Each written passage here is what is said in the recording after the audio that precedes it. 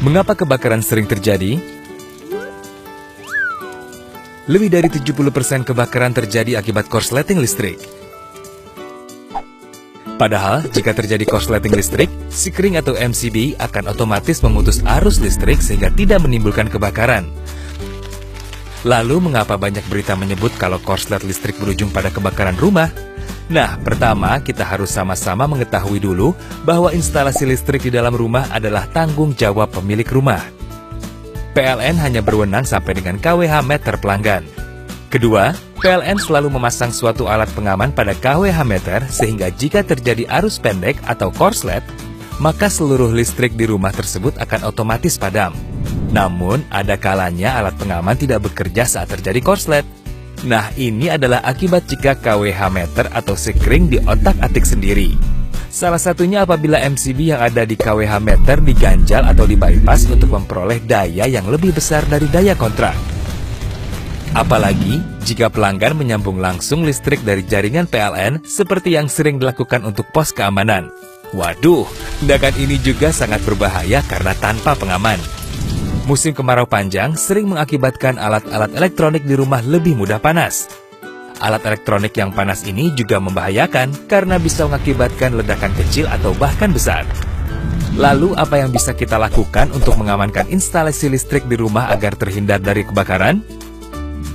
Jangan otak-atik meter listrik sendiri.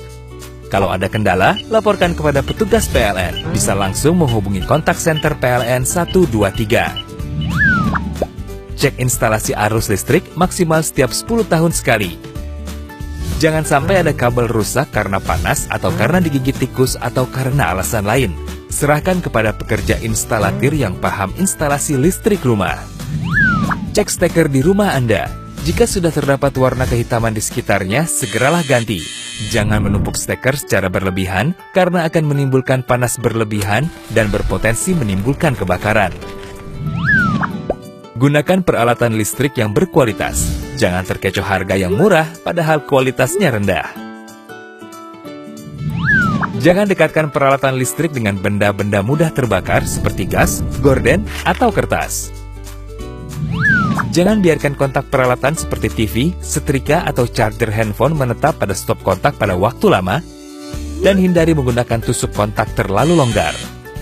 Apabila kebakaran baru saja terjadi, jangan panik. Segera hubungi pemadam kebakaran dan kontak center PLN 123 untuk memadamkan listrik di area sekitar rumah yang terbakar.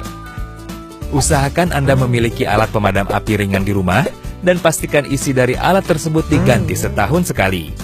Segera putus aliran listrik di rumah dengan mematikannya langsung dari Sekring panel pusat di rumah. Jika api telah menjalar atau sedikit membesar, gunakan alat pemadam api. Jangan gunakan air atau alat lain jika listrik belum mati.